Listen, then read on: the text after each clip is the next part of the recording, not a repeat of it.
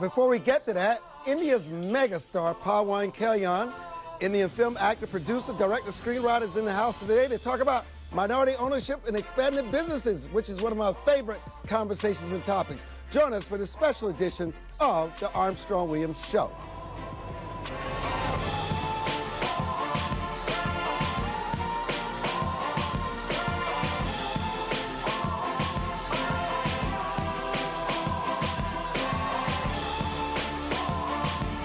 Welcome, my guest, Pawan. Welcome to the Armstrong-Williams Show. Thank you. And tell us, and you were the Speaker of the House. Yes, I was the Speaker of the House. In India. Man. One of the largest states in India, Andhra Pradesh.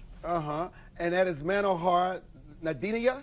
Nadendla. You know, I do find it fascinating when the intersection between politics, entertainment, and business. You guys are here on a trade mission. Yeah. India was one of the largest economies in the world, but it also has a lot of poverty. And obviously, for you, Pawan, seeing this poverty for so long, you wanted to do something, and you've probably figured out that the best vehicle is through entrepreneurship and through trade missions. And somehow you guys came up with this idea to engage in a partnership with one of the largest minority business suppliers here in the United States. And I think it's just fantastic. Tell our audience about why you're in the United States. I mean, you're a megastar, and obviously you're giving your credibility and your brand to the significance of this project. Why is this project so important? Before saying about that, the reason why what made me to come into politics is after making money, because right from day one. You can look at me. Okay, right from day one, it was not about making money for me. I wanted to serve the nation. I want to serve the needy and the most neglected communities. So actually that's what catapulted me into politics, to set up the party. And now to come to US, and we have a lot of neglected communities and downtrodden communities, so we do understand here what exactly the issue is. So that's what made us to be here, to reach out about what do you call them? The minority. The minority. The Minority Business Advocacy Organization here in the United States. And just how do you plan to change these lives? We're looking at, to understand the practices, what they're doing it here, and how could we help each other back in the same neglected communities that back there in India. And they also feel the same need and requirement to get them promoted. So how do we, to take the practices here, the good practices here, and to take back to India. That's what the main intention is. What's your role in all this? Okay, I had the opportunity to lead a couple of delegations earlier too. So we felt that trade between India and America is very, very important, and it's picking up at a very rapid pace. And as a political party, we wanted to help the youth of India get more jobs and look at investment opportunities. So coming to Washington, meeting all the senators and people in the government, especially the Minority Business Development Association, we thought we can pick the best practices and take them back and see how we can encourage people to set up their own businesses instead of looking just for jobs. We want them to be the job creators. So that was the concept in which we set up on this journey. Do you have the infrastructure in place in India to make this work? Listen, the United States is very entrepreneur friendly. That's why so many people leave and come here, sacrifice their lives, leave their families, because this is really a place of opportunity where you don't have many barriers to opportunity. It's amazing what people can create here in the United States and turn into a $1 million, $1 billion business. Do you have that same type of friendly structure in India? We do have challenges, actually. That's what the reason we're doing, to make it more friendlier, to make it more approachable, to make it more comfortable. I think that's our very intention to initiate this, because we have to, we are trying. There are good opportunities out there, a good environment is there, but still we want to make it, enhance it further. India has moved forward, actually. There used to be a lot of regulatory mechanisms earlier. They made it more democratic, more transparent, so giving a chance for every citizen to get into that and, take his dream forward. So we do have opportunities which are there. We still have government regulations in place, but we are learning. We are learning from the best practices around the world, and we are trying to encourage more of the entrepreneurship qualities that most of our Indian youth have.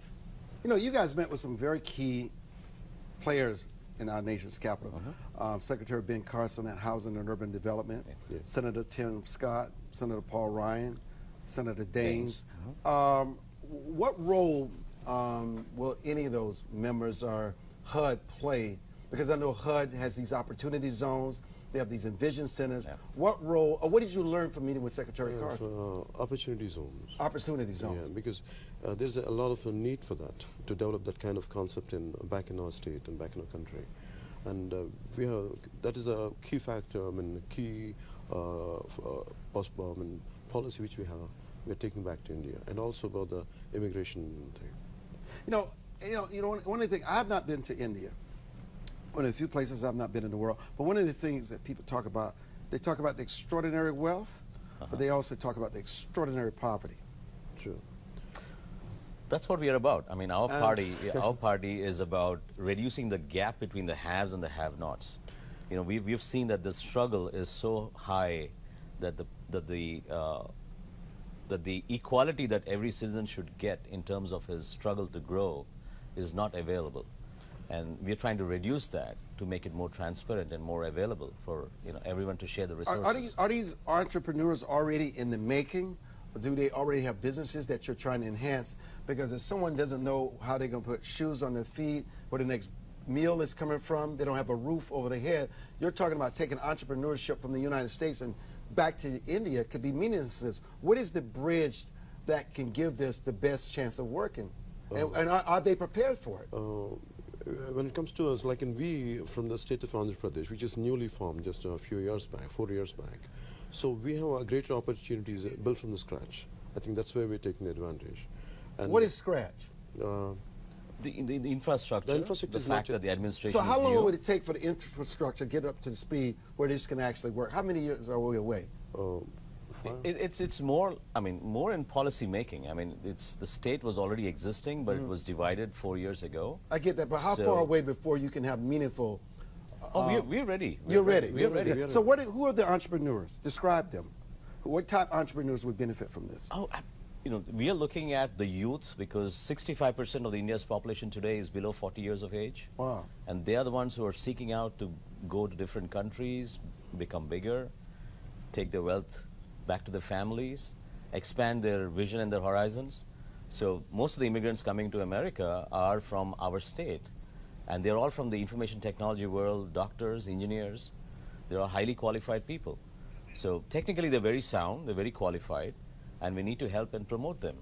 So we are trying to provide a platform where there is skill building and also hand holding. The purpose of the trade mission is to take the best practices and make sure that they are taken back to India and make them understand that these possibilities or ideas are available in America, and they can also come back, and investment can come in both ways. Why is it that India is so successful at producing people in the areas of STEM, the science, technology, engineering, and math? You know, I got someone who works for us, John Keys, one of our executives, and even when he has his platforms built, they're built in India. And it's all this FaceTime. And I asked myself, why don't you use Americans to do this? And everyone says India does it the best. What makes India so special in this specialized area? It is about the culture itself is such. We have oral traditions. It's called Vedas. I think that enhanced a lot of. It is there in the DNA. Certain classes are there who are very good in mathematics, and I think that's what made them to excel in all this kind of technology. So have you given up on the movies and entertainment? Is this what you're going to do full time? Yes, I do.